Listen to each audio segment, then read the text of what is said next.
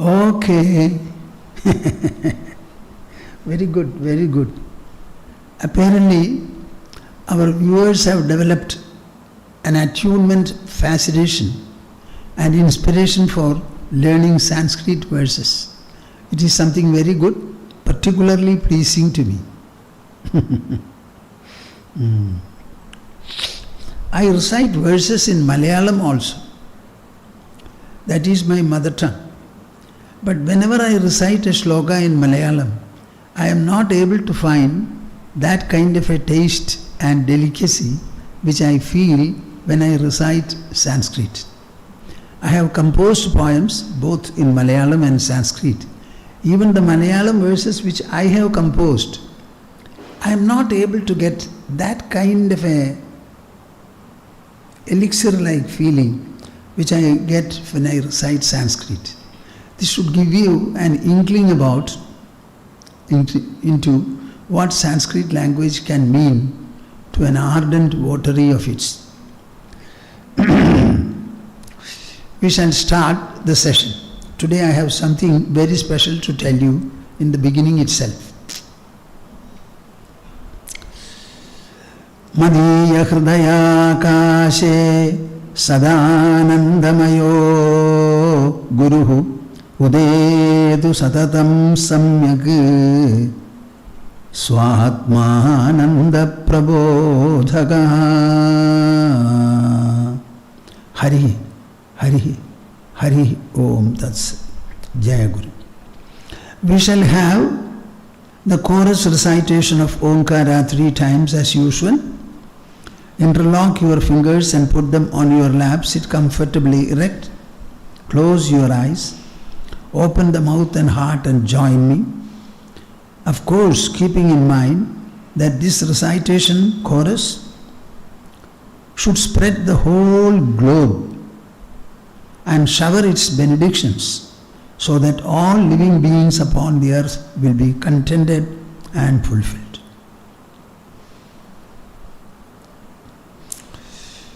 We shall start. Harihi, Harihi, Harihi.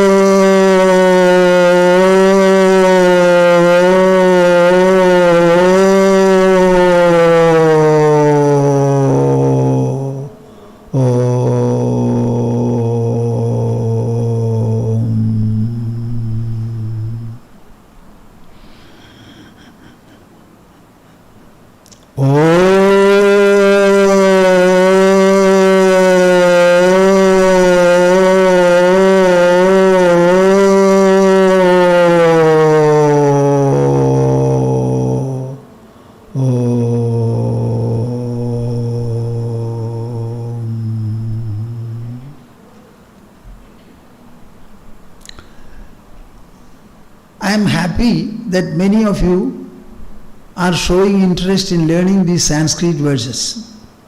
So from this time onwards, today onwards, we shall have a chorus recitation of verse number 7 of the 2nd chapter of Bhagavad Gita. This verse is actually a confession made by Arjuna before Krishna. After listening to the exhortation of Krishna in response to his love and sympathy which he felt exceedingly towards his own kith and kin, teacher and grandfather on the battlefield. Listening to Krishna's exhortation, he understood that battleground was not a place for showing or feeling sympathy. So he corrected himself. Though the sympathy was corrected, he was still facing a very serious question about the propriety of fighting against the grandfather and teacher, between whom there was no enmity at all. So it was a great moral and ethical question, and he had no answer. So he tells Krishna that I am confused, I am unable to think and arrive at a sense of propriety. So I surrender before you. Tell me what is the Shreyas for me. Shreyas is an inquiry of a seeker of truth. So remaining in the battlefield of Kurukshetra,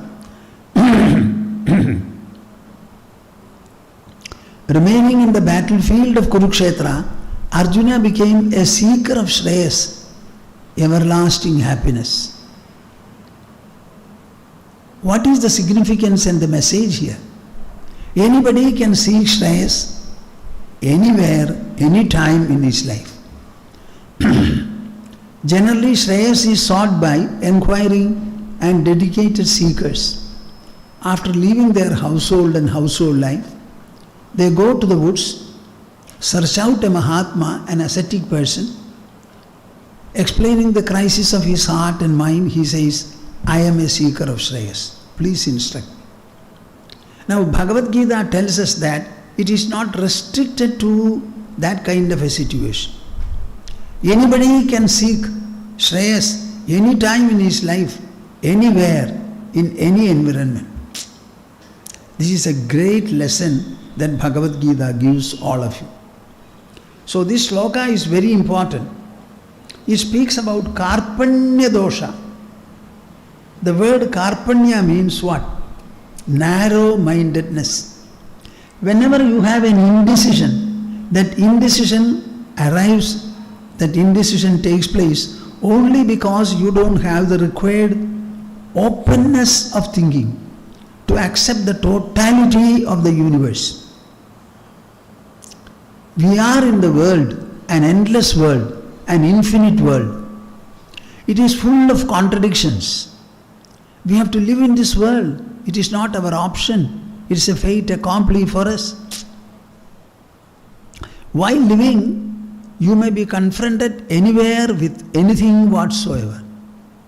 Every time, it's a question of accepting what is and going forward. Let it be anything. Accept. Accept. We have to accept the pandemic now. We cannot run away from it. We have to live with it, overcome it, sublimate it, integrate it with our life. We should make sure that our body develops sufficient immunity towards it. That is the only way. So let us not speak the language of timidity, narrowness, contradiction, or conflict. Think always in terms of harmony, integration, assimilation, oneness, sublimation, enrichment, elevation. This is the way we should think. So this sloka is very important. Bhagavad Gita is an answer, is an enlightenment provided by Krishna in answer to this particular prayer of Arjuna. I thought every one of you should know. You are placed in different positions. Many of you are working abroad. A question normally asked of Indians when they go abroad is, what is your Hinduism? What is your religion? Can you tell me a gist of it? Here is the gist of it. There is nothing more for Hinduism to add. The entire inquiry and the goal of life, all of them are epitomized in this wonderful verse. I will recite it for you, line after line, or even splitting the line, and all of you recite it following my recitation. Here we go. Karpanya dosho bhagata svabhavaha. Karpanya dosho bhagata svabhavaha. Karpanya dosho bhagata svabhavaha. Karpanya dosho bhagata कार्पण्यदोषोपहता स्वभावः स्वभावः कार्पण्यदोषोपहतः स्वभावः कार्पण्यदोषोपहतः स्वभावः पृच्छामि त्वां धर्मसम्मूढचेताः धर्मसम्मूढचेताः पृच्छामि त्वां धर्मसम्मूढचेताः धर्मसम्मूढचेताः यच्छ्रेयस्यात् निश्चितं ब्रूहि तन्मे निश्चितं ब्रूहि तन्मे यच्छ्रेयस्यात् निश्चितं ब्रूहि तन्मे शिष्यस्तेऽहं शाधि मां त्वां प्रपन्नं शिष्यस्तेऽहं शाधि मां त्वां प्रपन्नम्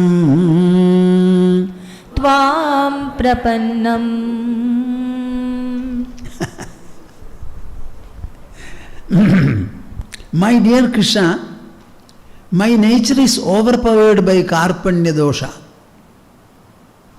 To some extent it means kadarijata, bhirutva. It also means narrow-mindedness. I am not able to think broadly with a universal dimension. I still feel I am Arjuna. All these people are related to me, some are respectable to me. I am not able to understand and assess the war in a larger and a universal context. So this inability, this constriction which I am suffering from, as a result of which I feel confronted. You are my charioteer. Only when you drive my chariot, I can fight. You don't have this constriction. Bhishma and Drona also do not have. Why is it that I have? Certainly there is some wrong is there in me. To the extent I am able to think, it is only the narrowness of my outlook and vision. So I am suffering from it. This narrowness has overpowered me, assaulted me, so to say. Therefore, I am unable to think and find an answer. Apparently, you can provide me. From whatever you spoke to me in the way of an exhortation, I understand very clearly, Krishna, that you will be able to answer all my problems and give me the necessary inspiration, insight, and resolve to fight. So I ask you, dharma sammudha chetaha, you should understand my plight. I am deluded in the matter of thinking about what is right and proper for me to do. When I am deluded, I am not able to arrive at clarity. The only way will be to place my difficulty before an enlightened person and seek clarity. I know very well that you are an enlightened person. Your exhortation was very, very powerful and very much to the point. I got corrected instantly. My tears stopped by themselves. I have become an inquirer now, a seeker now. Yat shreyasyan nishchitam bruhi tanme. What will bestow upon me the supreme felicity, goodness? Tell me that. What is my position? Shishyasteham. I am not a fighter, so to say. I am not your brother-in-law who has married your sister. My position is that of a disciple, a seeking disciple. I have anointed you as my teacher, Guru. As a teacher would instruct the student, in the same manner, my dear Krishna, as a spiritual preceptor, you enlighten me. Give me the necessary clarity and resolve. This is the meaning of the verse. I think This is a verse which is going to apply to every life situation in your life. Whether it is a domestic and residential front, the professional front, or the societal front. These are the three fronts of interaction we have. Anywhere and everywhere this is applicable. All that you need is clarity of thought, expansion of the mind, and the readiness to receive and assimilate whatever impact the world and interactions produce from time to time. Karpanya dosho bhagata swabhavaha pruchhami tvam dharma sammudha chetaha yachreyasyan nishchidam bruhitanme shishyasteham shadhimam tvam prabannam. Every day you should recite this verse. I expect about 2 or 3 days maximum for you to learn it by heart and pronounce it very well. Recite it loudly. Listen to every syllable of your recitation. Try to associate the meaning of words also as you recite. Now we shall go to our subject of discussion. I was explaining the message called yoga from Bhagavad Gita. It is very clearly mentioned. What is yoga? People always wonder, yoga. Where are you going to look for a definition? Bhagavad Gita uses the word yoga. Every chapter of the 18 chapters of Bhagavad Gita is given a specific name.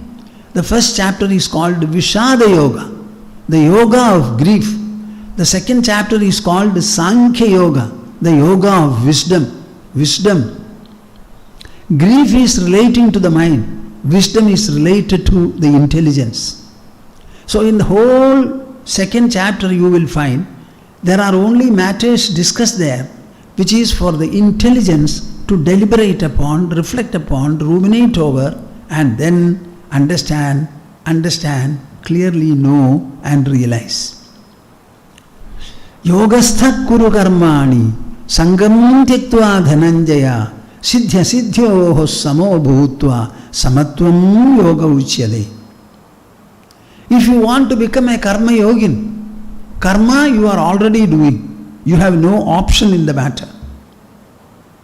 Every living being upon the earth is irresistibly given to work and activity. So I am working, it is no credit or discredit for you. Everybody is working. If you have your food, the food will provide nourishment. Nourishment will give you energy. The energy requires to be spent only by activity. What are the activities? Physical and sensory activity with the body. Then oral activity, articulation. Thinking, emotion, etc., mental activity. Knowledge seeking, etc., intellectual activity. These are the 4 levels of activity. If you want me to draw a comparison, an equal measure of activity done by the body, by the mouth, articulation, by the mind, by the intelligence, it will be something like this. Oral activity, suppose it has 1 value. Then, physical activity, it has got 1. Then oral activity has got 100. Mental activity has got thousands. And intellectual activity has got 10,000 measures of effect. So much is the difference. Not only that, neither physical nor oral activity can be done without the mind employing the organs for the purpose. So in reality, all activities are centered in the mind. All experiences also take place only in the mind, nothing in the body. That you have a body is actually an experience the mind has.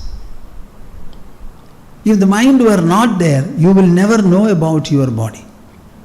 Understand it very well.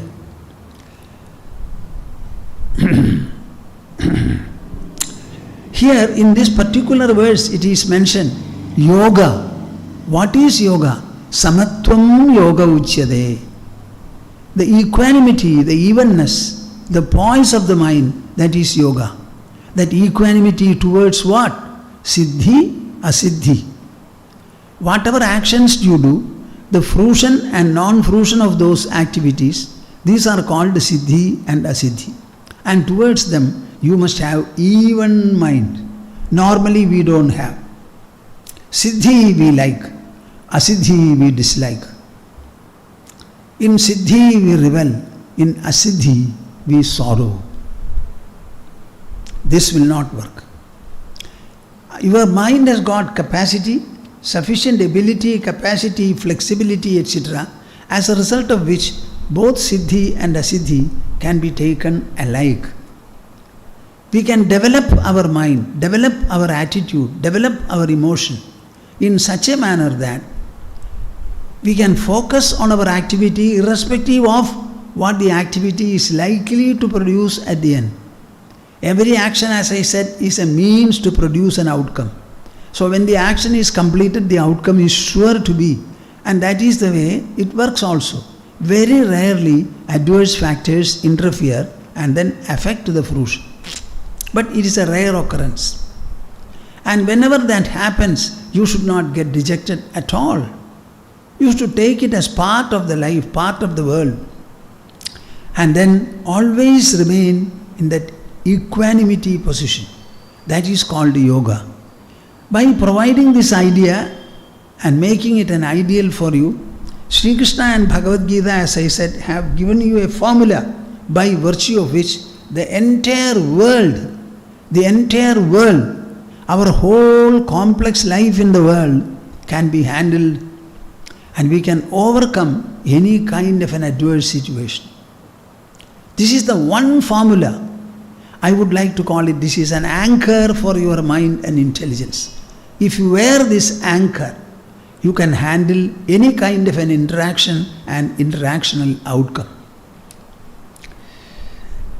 I recited a verse from Yoga Vasishtha Ramayana, and I find that many people are interested. Some wanted to know what is the meter of that verse. That's an inquiry I never expected.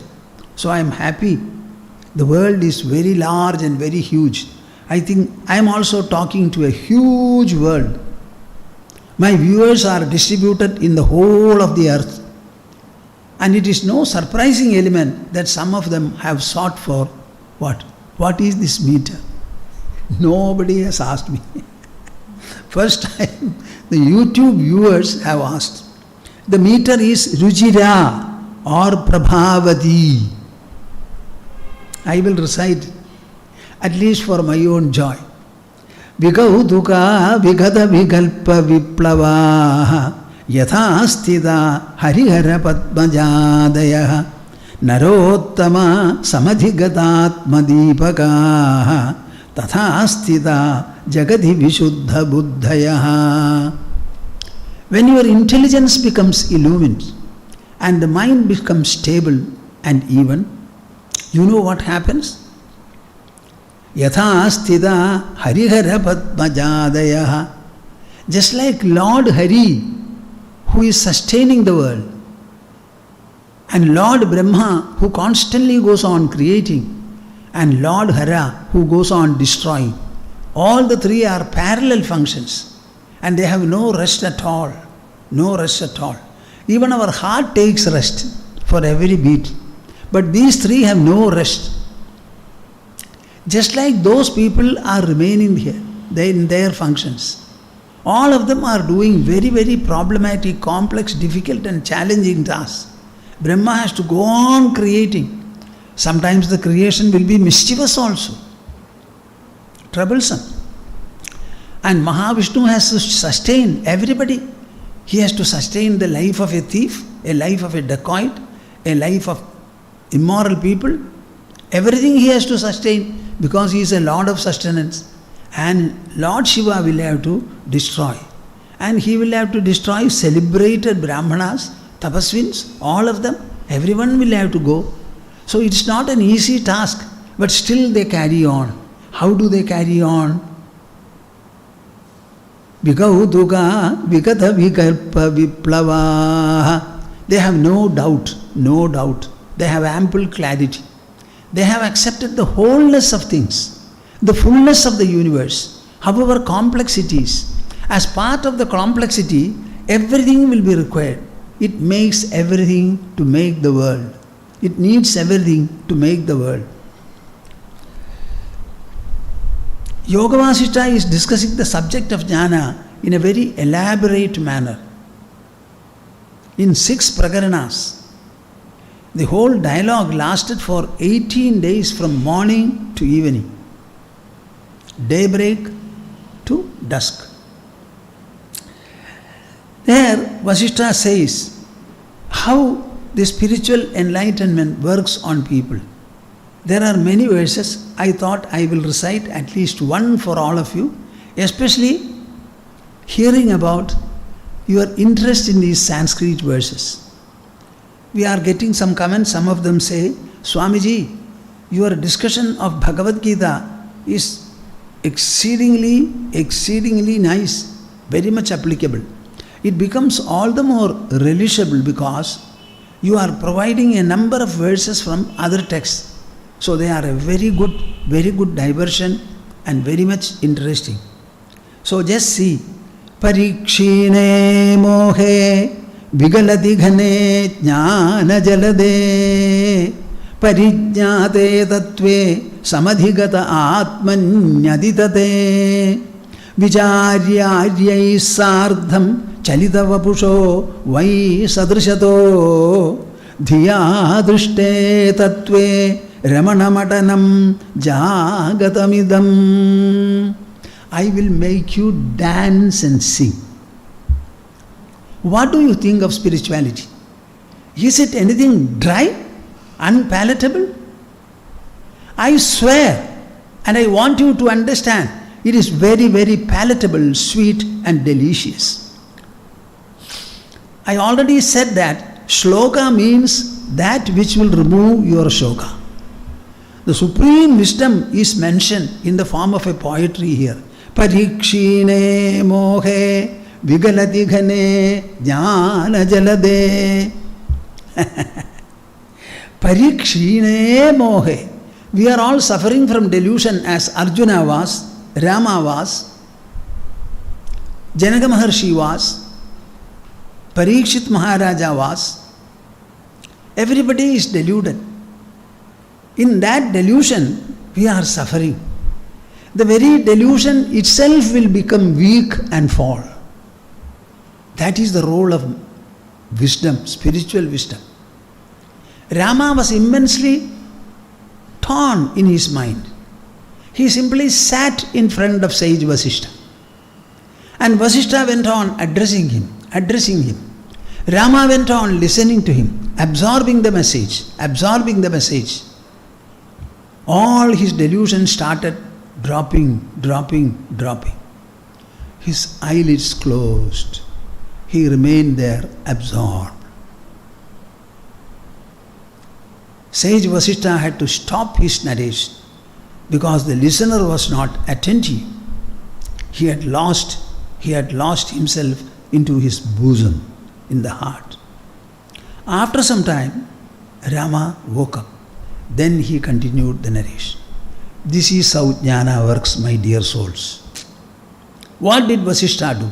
What did Rama do? Rama only made his ears available to Vasishtha. Vasishtha only used his tongue. It was a fusion between the tongue and the ear. It was the assimilation of the words that came out from sage Vasishtha by the heart and mind of the Prince Rama. All that you are required to do is only listen to and assimilate. Listen to and assimilate. It is no effort at all. You can spend a little time to listen to something. I don't even ask you to read to begin with, at least listen to. Then what happens? Parikshine mohe vigalati ghane jnana jalade. What a beautiful simile. You will find in the rainy season, the sky is dark with thick, dense clouds. When they come, you can be very sure that they will shed.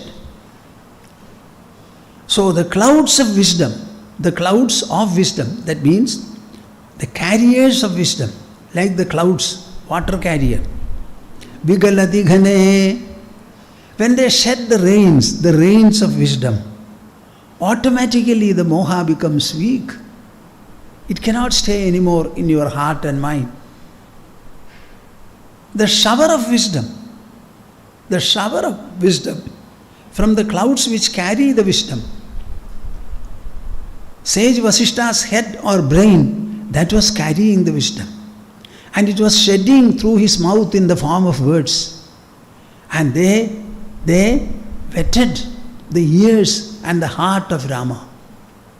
This is how this jnana works. Parijñāte tattve. When this happens, the supreme truth becomes known. Samadhigata atmanyati tade. Where do you understand this wisdom? What is happening? It is happening within your body, in your own mind, heart and intelligence.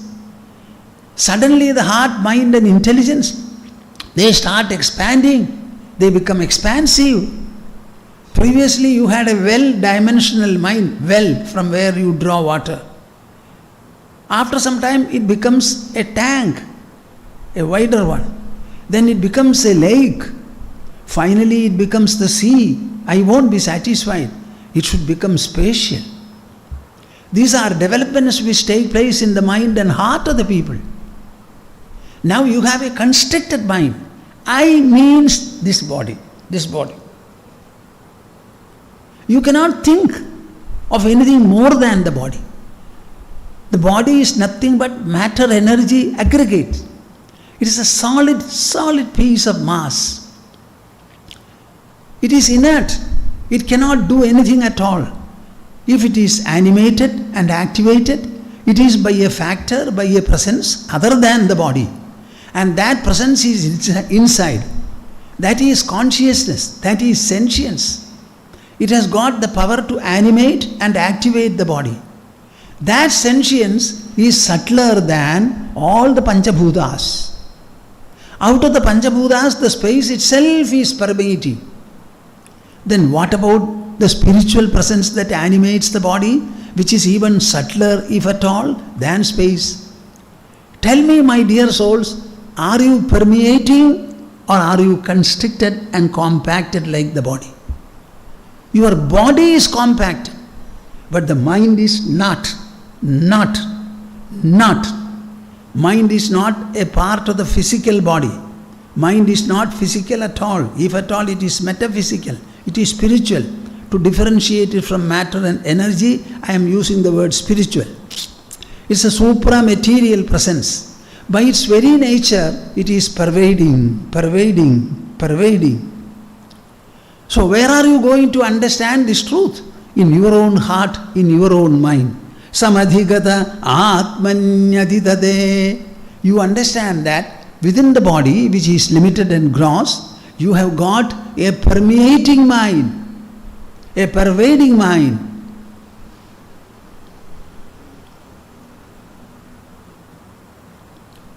Earth, it is a solid piece, so it remains retaining its size.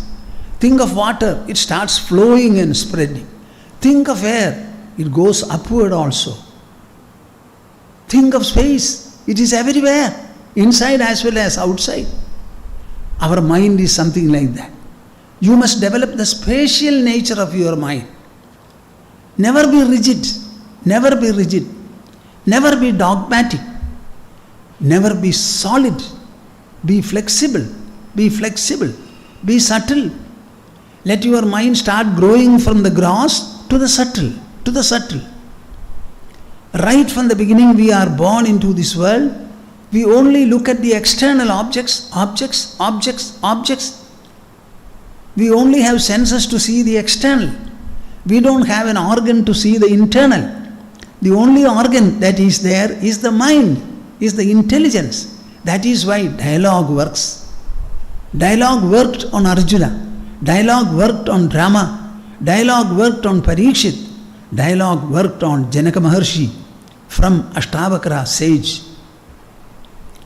And Bhoomananda Swamiji's dialogue also will work equally and even more, provided you occupy the position like Arjuna, Rama, Parikshit and Janaka Maharaja. Display your real worth as a seeker. Gain this wonderful knowledge. It is the birthright of the human. It is a requirement, a compulsion for your intelligence. Parijñāte tattve samadhigata atmanyaditate. You start feeling the touch of the soul. Mind. It is permeating, pervading. Vicharyāryai sārdham chalitavabusho vai sadrishato. Vicharya Aryai sārdham. Not all people, but certainly a few people are there in humanity every time who will be interested in an exposition of this kind. I left everything. About more than 65 years, I left everything in Calcutta. Had my shaving. Then I left everything, renounced everything and moved. From that time onwards, I always say, the streets of India greeted me and the invisible providence graced me. From then on, my dear souls, my life has been like this. Wherever I went, a body of people, a group of people were there. Swamiji, please address us, talk to us. Whatever you say, we shall listen to. Not all would come, but certainly a few will, they did. Vicharyāryai sārdham. And what will I talk to them? I will talk to them what I am talking to you now. An exposition of the spiritual presence which animates your body and activates the body. See, it is so dear.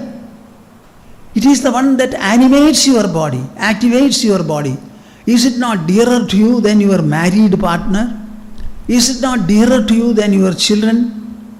Is it not dearer to you than the car that you have, the house that you have, the wealth that you have? You cannot say the spiritual presence that animates the body is dearer to me than everything else. Vicharyāryai sārdham chalitavabusho vai sadrishato. And what is the inspiration for people like us? The inspiration is the knowledge, is the realization. The inspiration comes from within. It comes from the knowledge, it comes from the realization.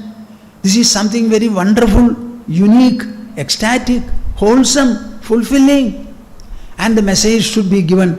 Even if humans will not hear, let us talk at least to trees and plants. It is so dear, near, so beloved, so nourishing, so rewarding, so fulfilling. Vicharyāryai sārdham chalitavabusho vai sadrishato. Everywhere I say, look, where? Within you. There is something called the witness. The I in you is the witnessed. The entire rest of creation is the witnessed. Your body is witnessed by you. Mind is witnessed by you. Intelligence is witnessed by you. Ego is witnessed by you. The wakefulness is witnessed by you. Sleep is witnessed by you. Dream is witnessed by you. The universe is witnessed by you. You are the witness. Witness, never the witnessed. The two cannot interchange their positions. That witness of everything, good, bad, indifferent, birth, death, inside, outside. Sadrishato dhiya drishte tattve ramanamatanam jagatamidam. Dhiya drishte tattve. When the supreme truth, when the truth is perceived by the intelligence, our intelligence alone can perceive this truth, not the senses, not the mind. I am using words. Every word represents an idea. An idea is a unit, a small measure of knowledge. Hearing my words, what do you, the viewers, get? You get knowledge. You are not capturing my words. You are only capturing the idea, the knowledge conveyed by the words. It is a knowledge interaction. It is a knowledge voyage. Dhiya drushte tatve. I am trying to touch and handle your intelligence, as Krishna did to Arjuna. Activating the tool of intelligence, I make you perceive the truth. Dhiya drushte tatve ramanamatanam jagatamidam. Wherever you go, it is ramanamatanam. It is a delightful meandering. It's an exhilarating peripatetic life. It is a meandering. Ever since I left Calcutta with renunciation, up to now, what I do is what? This. Ours is a parivrajana,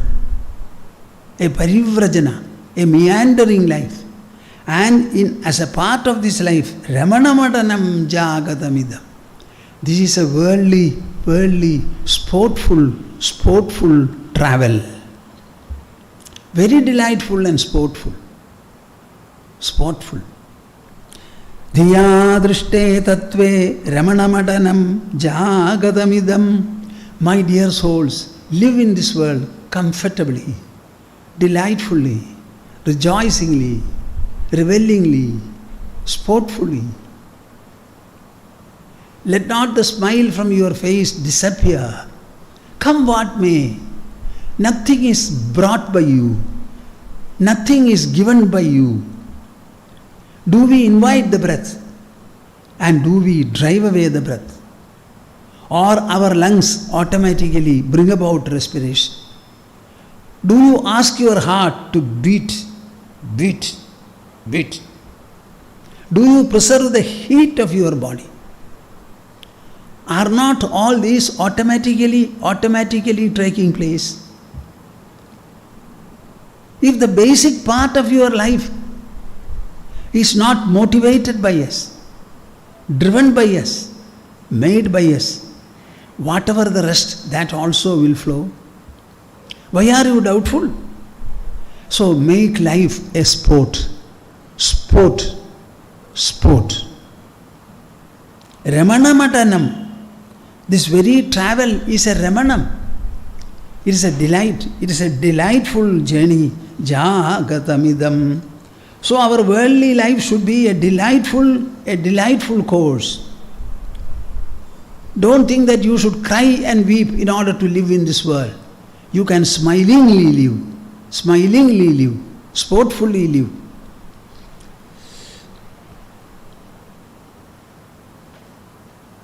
Dhiya drushte tatve ramanamatanam jagatamidam.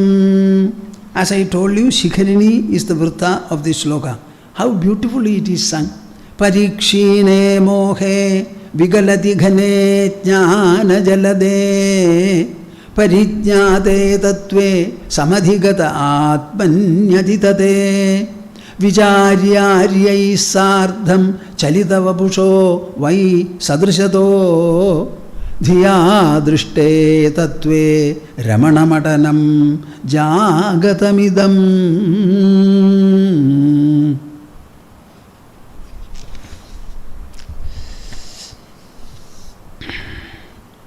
I would like to tell you about 3 verses selected from Yoga Vasishta Ramayana, Upashama Prakarana.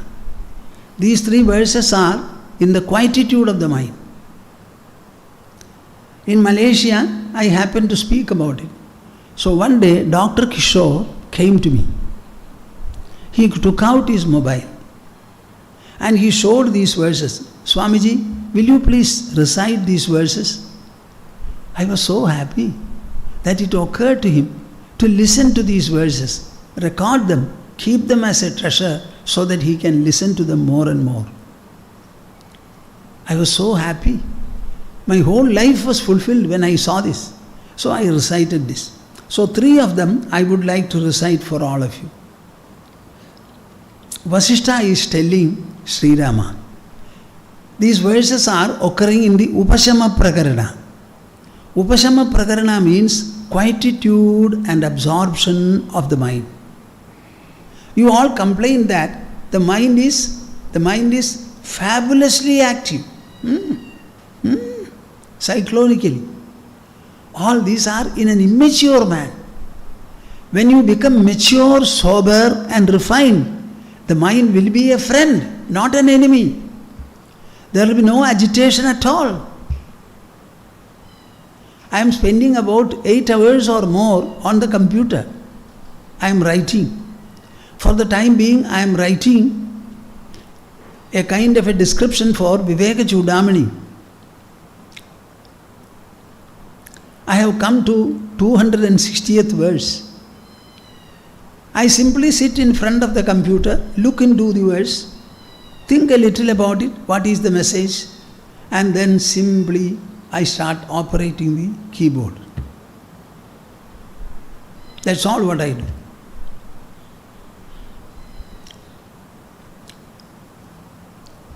Do you think writing can come from an agitation?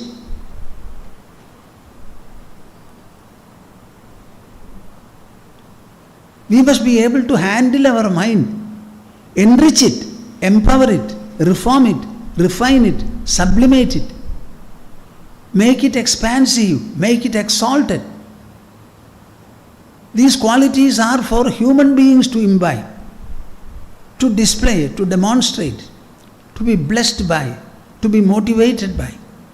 So Sri Rama is told, my dear Rama, live as a prince, if necessary sit on the throne, rule the kingdom, but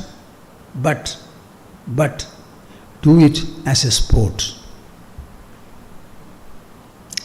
This world should be the playground for you, and you are running as a sportsman in it. You may hit a goal against your opposing team, they may also hit a goal.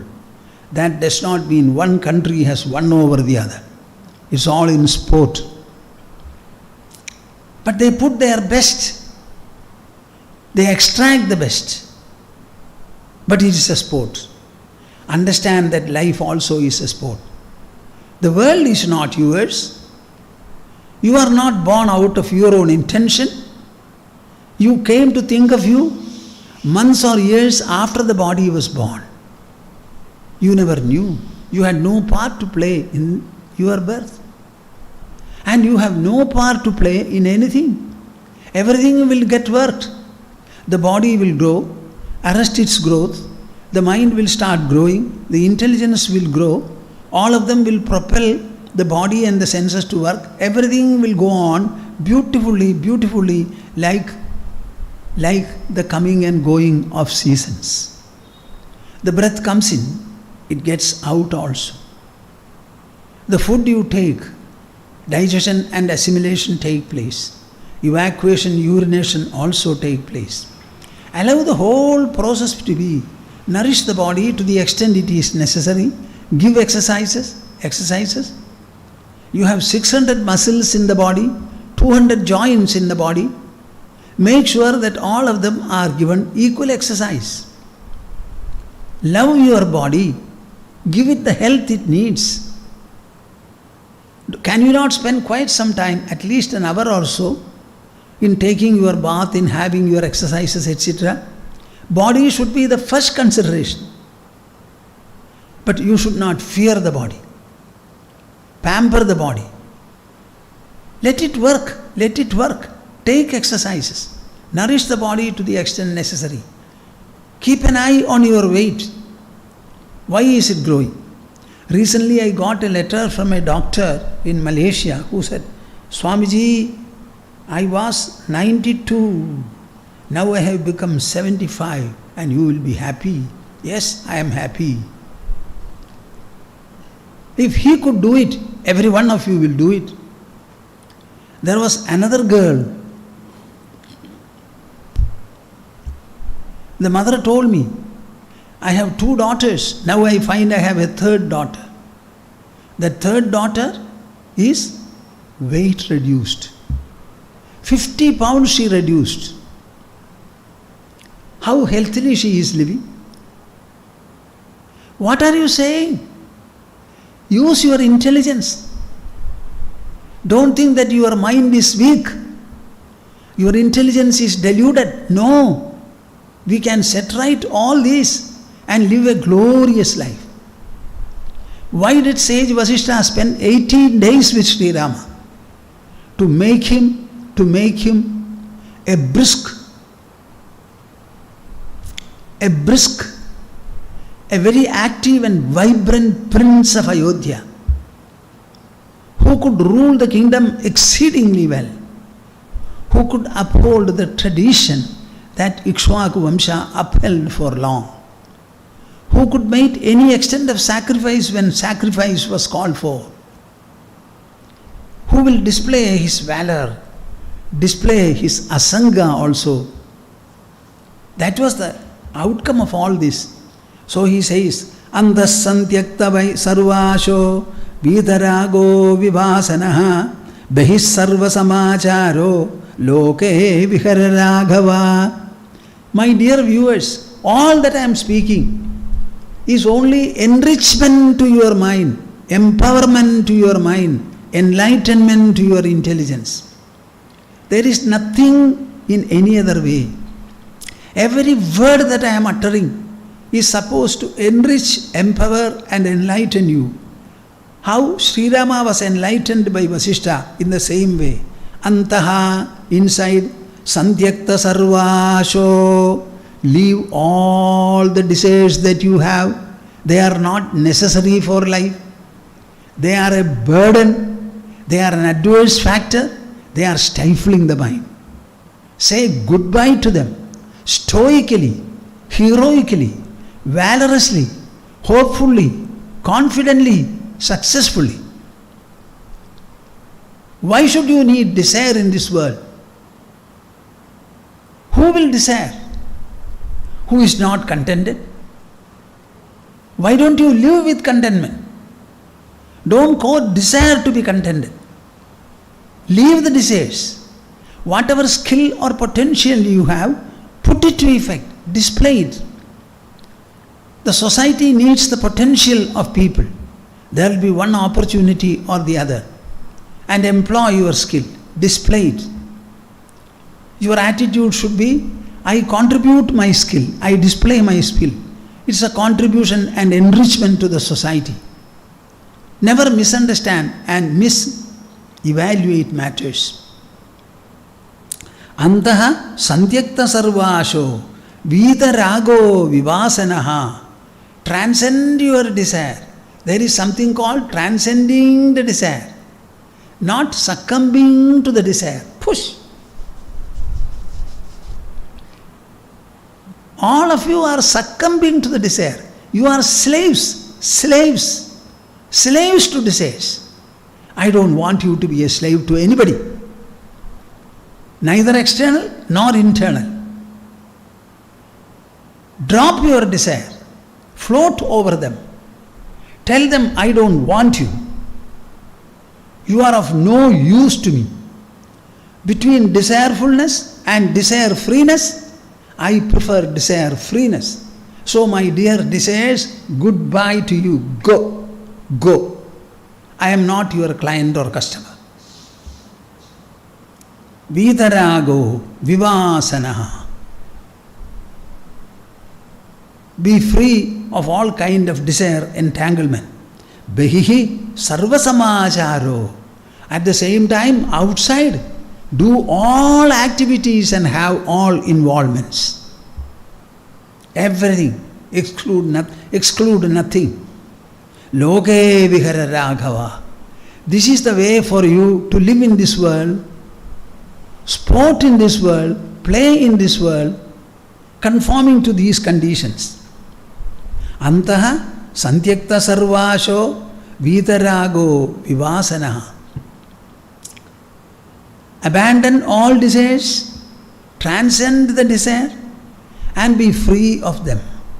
At the same time, live, move, act and interact beautifully, intensely in this world, and do so like a sport, like a vihara, a delightful play. Antarnairashyamadaya bahirashonmukhe hitaha bahistapto antarashido.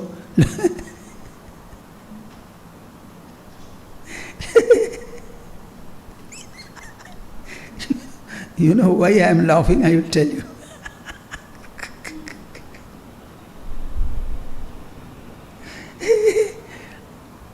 I wonder how many people know about this part of spirituality and wisdom. Bahistapto.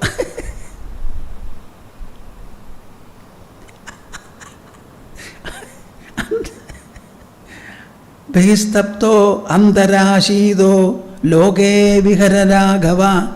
Andar nairashyamadaya. The wealth, the treasure for your mind is nairashya. The word nirasha and nairashya means dispassion, non-desiring, freedom from desire. That nairashya is the real wealth, spiritual wealth and treasure for you. So, inwardly court and possess nairashya. Bahirashonmukhe hidaha. But live and move and interact in this world as if you are desireful. Every routine you should attend to. Every friend you should speak to. Every situation you should be involved in. Let it not appear to anybody as, here is a spiritual man. He is an ascetic. So he dislikes everything. Nothing like that. Anybody who comes and seeks your audience, you must be able to provide.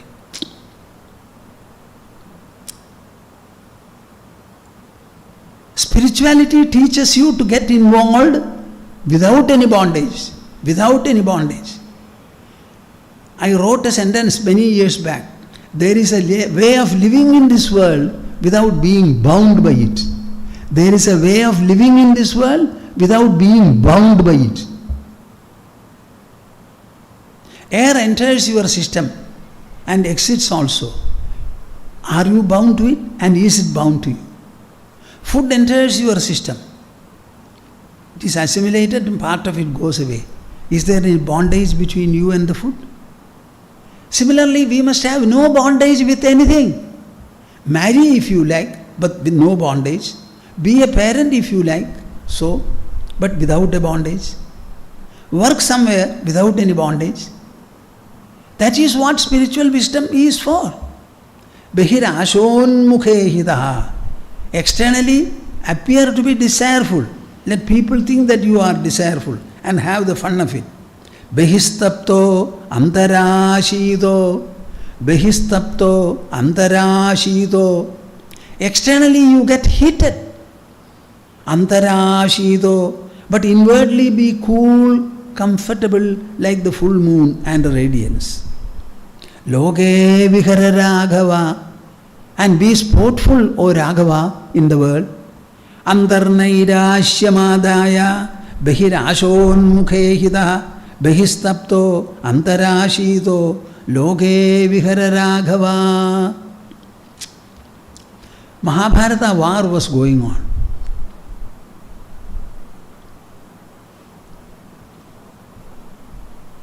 Karna came with a lot of force and powerfulness.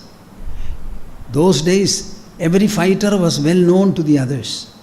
What are the weapons he has acquired, how great, invincible he is, everything is known. And Arjuna was about to confront him. Krishna said, don't go. And he asked Ghatotkacha to confront him and gave him a very good sermon. You are belonging to the group of Rakshasas, Asuras, and you are very powerful at dusk. I know that you can confront Karna.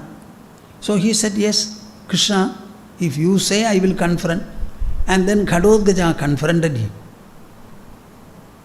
That is what Krishna wanted. And he was proving to be invincible. Karna finally had to use his spear which he had got from Indra, I think. He used the spear and killed him. When Ghadodgaja fell,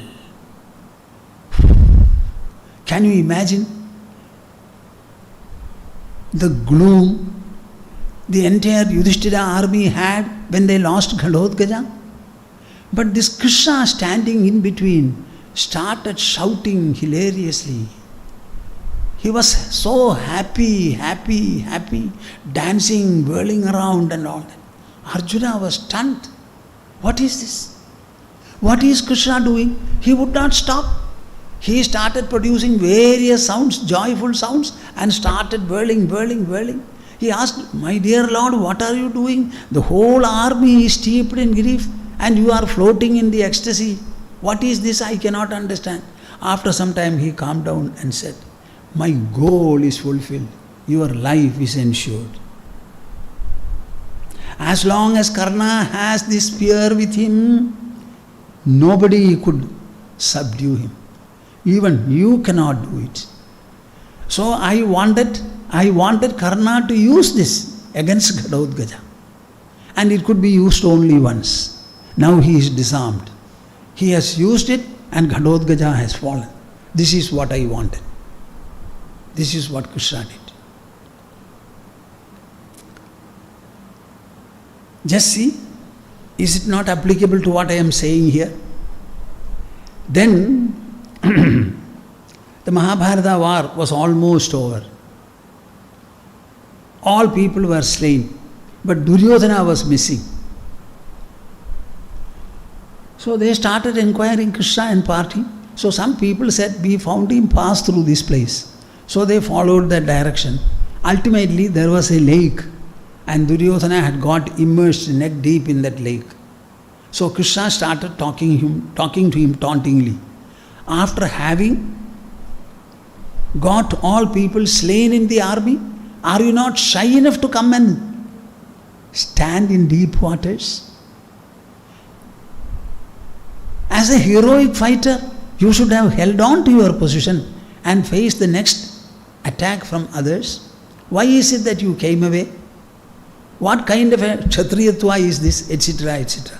Then Duryodhana said, "Krishna, don't speak much, shut up.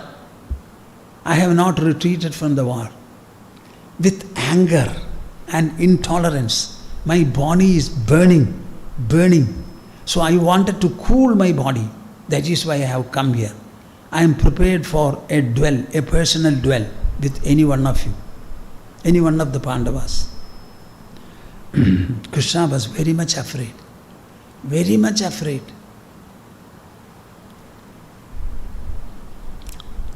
Whom Yudhishthira would suggest. But somehow or other, he said, "I will not fight with Arjuna. He is too young. Bhima is the only choice for me." So he came out and both of them had a duel. Bhima was finding it very difficult to subdue Duryodhana because Duryodhana was more skilled than him. And ultimately, Krishna directed as to where he should be beaten. And Duryodhana fell. Immediately Bhishma got upon his body and started jumping. He said, "No, it should not be done, get away." Then lying in that position, there ensued a dialogue between Krishna and Duryodhana. And Duryodhana started accusing Krishna left and right.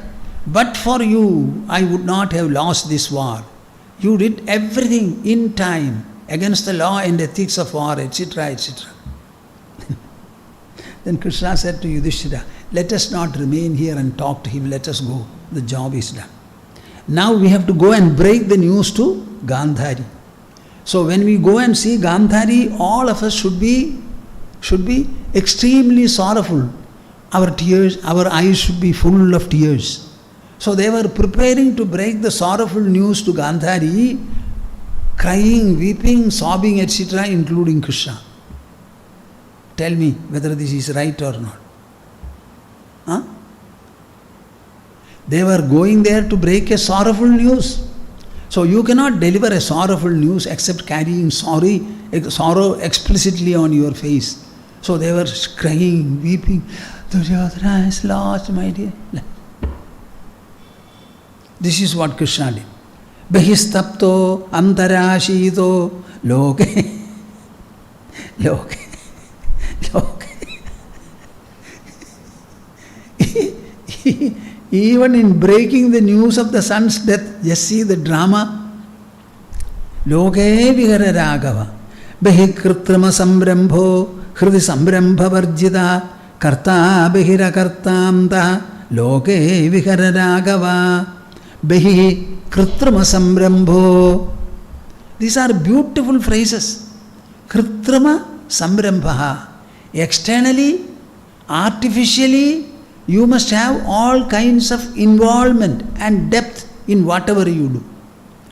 So in breaking the news to Gandhari, they must look as sorrowful, as melancholic as possible.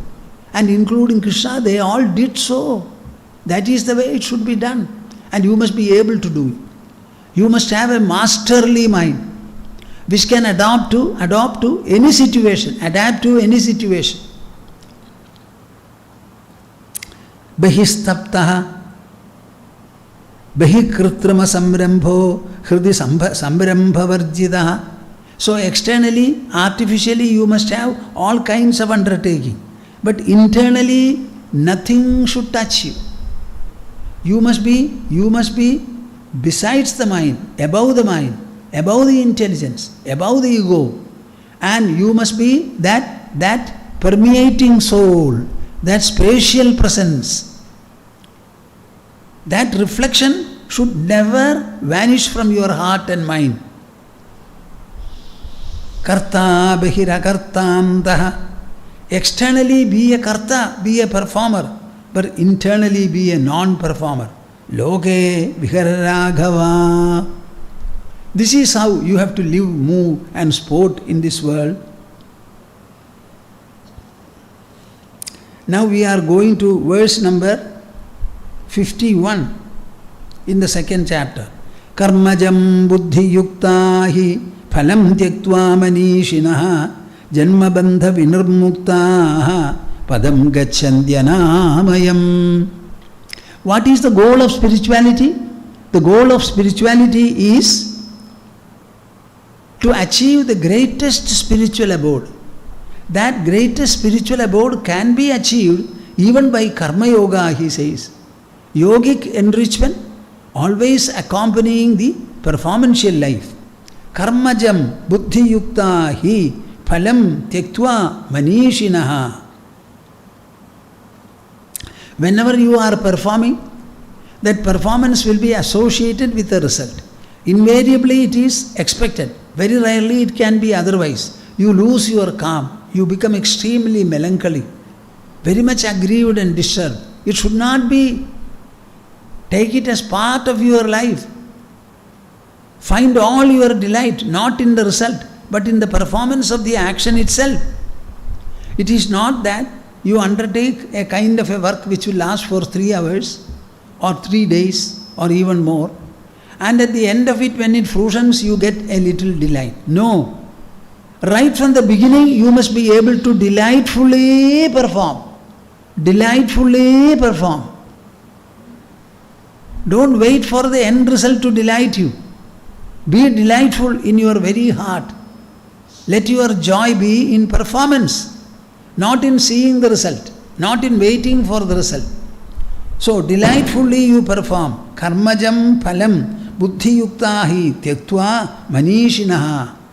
The people given to rumination, truthful introspection, they were able to abandon buddhi yuktahi by integrating their intelligence, by sharpening their intelligence, by enlightening their intelligence. They were able to keep away from their mind that clinging to the results of karma. Janma bandha vinirmuktaha. By this process, they were able to liberate themselves from janma bandha vinirmuktaha. The bondage in the form of very birth. Our birth itself is a bondage. Padam gacchantyanāmayam. And many people, by practicing and pursuing in this manner, are achieving the anamayam padam, the untormentable abode. You will reach a state in your own mind, in your own within, which cannot be tormented by anything of the world, any incidents or accidents of the world. The mind will be elastic enough, flexible enough, expansive enough, deep and lofty enough to accept and assimilate and be enriched by any kind of an outcome coming from anywhere. Now you have a stony mind.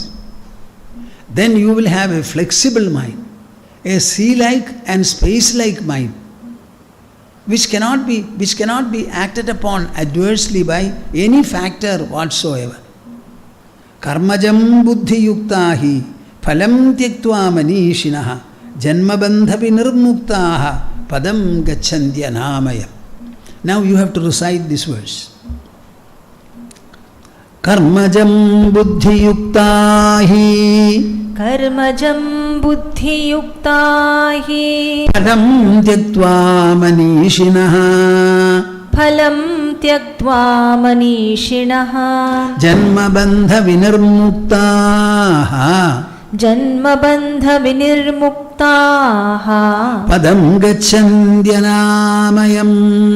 Padam gacchantya namayam Karmajam buddhi yuktahi Karmajam buddhi yuktahi Phalam tyaktva manishinaha Phalam tyaktva manishinaha Janmabandha vinirmuktaha Janmabandha vinirmuktaha Padam gacchantya Padam gacchantya namayam.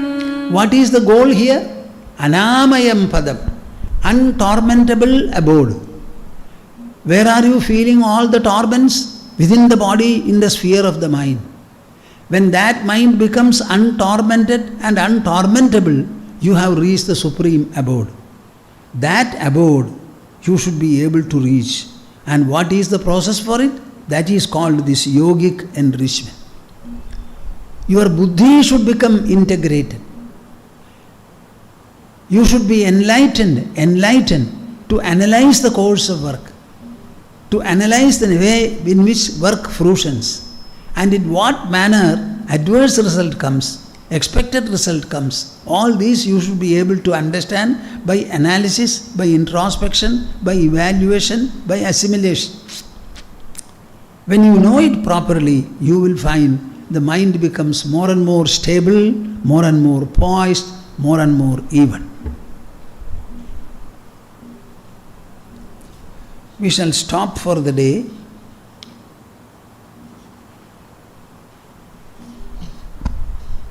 I will continue the subject again, quoting different verses from Bhagavad Gita for the next session, and then say what is meant by the performance of work. Any kind of a work that we perform, is it for the transitory objective result, or is it for getting supreme spiritual perfection? Your interaction in this world can be the best of spiritual sadhana, and from the sadhana you will get the supreme spiritual abode.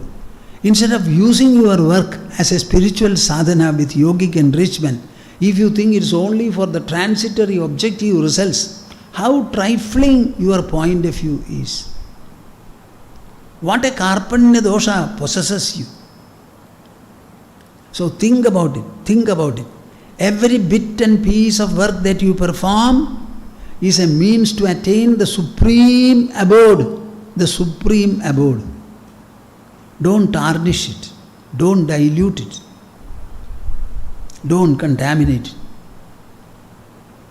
Okay. Hari, Hari, Hari. We shall stop the session now as usual. Samvedya varjitamanuttamamekamadhyam samvidpadam vigalanam kalayan mahatman hridyeva tishtha kalanarahida kriyam tu kurvan agartrapadametya samudidashri kurvan agartrapadametya samudidashri. Hari, Hari, Hari. We shall have the conclusional Omkara in chorus.